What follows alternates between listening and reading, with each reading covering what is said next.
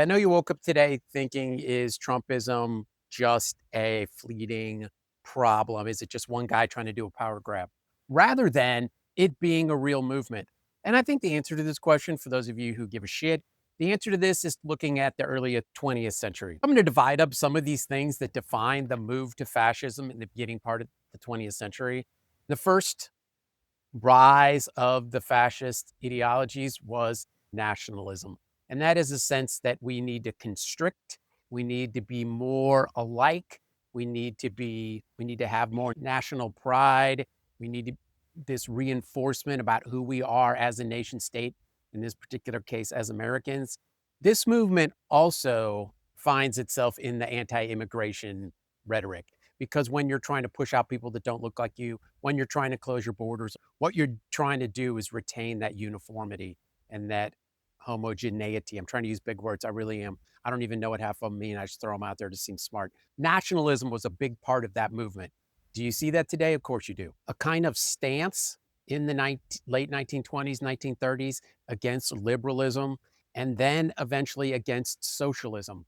And this one's a little confusing to me because socialists turned into communists, which turned into strong central fascist governments. But at the time, Americans thought they were reacting against communism, or socialism, which was seen as liberal, which was seen as a sharing, everybody do things for everyone else kind of society, which was anti-capitalist, anti-work ethic, which is exactly what it became. But it was a reaction against that socialist, what was seen as a liberalist growth, especially after the Russian Revolution around 1917. This ends up being an idea about a strong centralized government. Make sure my mic's on. What that means is a kind of centralized power, and that is best achieved by having one leader. You have one charismatic, convincing leader. So what that was politically was a move against a parliamentary style of government, because parliamentary was based around what we now call like a Congress, had more power than one person, had more power than the executive branch. The prime minister in a lot of these cases was more of a figurehead, was more of somebody who represented the government, but could easily be removed these by this parliament. The United States did not choose to go that way and actually went toward a presidential model, an executive power model. They did temper this with the balance of power, with the structure that we call the balance of powers, so that these different branches could disagree and these branches could debate. But the executive still had a lot of power. And so what that does is it allows for one person to rise as a fascist a lot easier. And so getting away from that parliamentary model was a kind of push for fascism in the 1930s. And a strange one, and my final one, is the suspension of the rule of law. And you wouldn't think this because you think of fascism as control, but the rule of law is something that is supposed to be there for everyone. And so what a more centralized, singular executive branch would not want a rule of law, which would give people rights and the power to enforce those laws against the executive branch, which means to sue the president or to find the president guilty of something. And you know today that that's not what happened, that we made a move away from that kind of rule of law. But as you see fascist regimes rise, you find that the rule of law is destabilized in favor of a quicker, more expedient way for a monarch, for a singular leader to get his way. And this is not always a bad thing. And people have said the reason China makes things happen faster than the United States does in terms of anything in the economy, in their infrastructure. The reason China works faster is they have less people arguing about it and they can do things quicker. And in some sense, this is the destabilization of an overall rule of law. So what's the takeaway from all this in the early part of the 20th century is a decision by the United States moving away from a parliamentary style and what might be called a pluralism, which means multiple voices. And even though we have a balance of powers, that those multiple voices will always slow down decision making.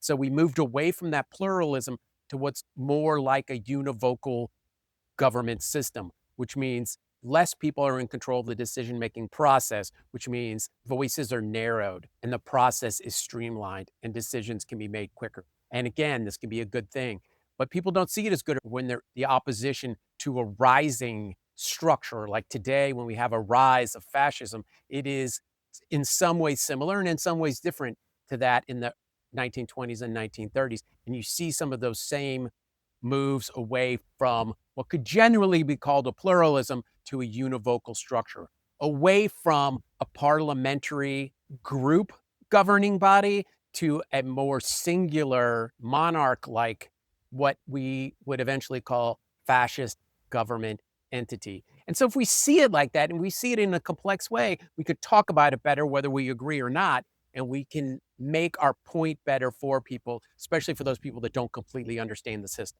So I hope that helps. Rise of fascism, early part of the 21st century, compared to rise of fascism after World War I in the 20th century. So this leaves us with a really distinct question, a really important question, which is, should you ever film indoors with artificial lighting over the age of 45? No, that's not the question. The real question is this rise of fascism always bad? Was it bad in the 20s and 30s because it led to World War II and all the atrocities? Is it going to be really bad now in 2025 as it plays out? That's the question. And the answer, of course, is very complex and nuanced.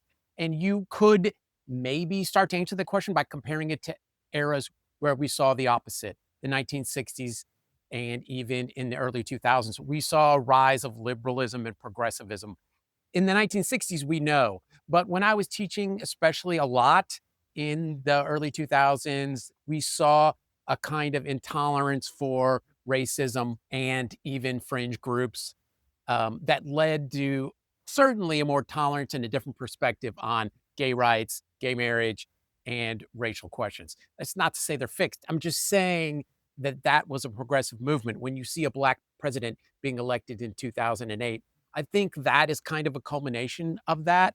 And that is a sign of that progressive movement.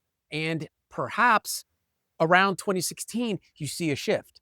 And so the question still remains, is that fascism always bad? Is the progress always good? And as a philosopher, all I try to do with these videos is try to make it nuanced. You're going to have to make that decision. You're going to have to complexify the tension between freedom and control, between right and left, between all these different historical periods that represent these things and some of the things that happened in them. You're going to have to decide for yourself if you think it's a black and white issue. Because currently, right now, we treat it black and white. And I think what I'm trying to do is change that a little bit so that we can at least think about them. You can still stay on your side. You can still make good points, but hopefully it makes your points better. Thanks for shopping.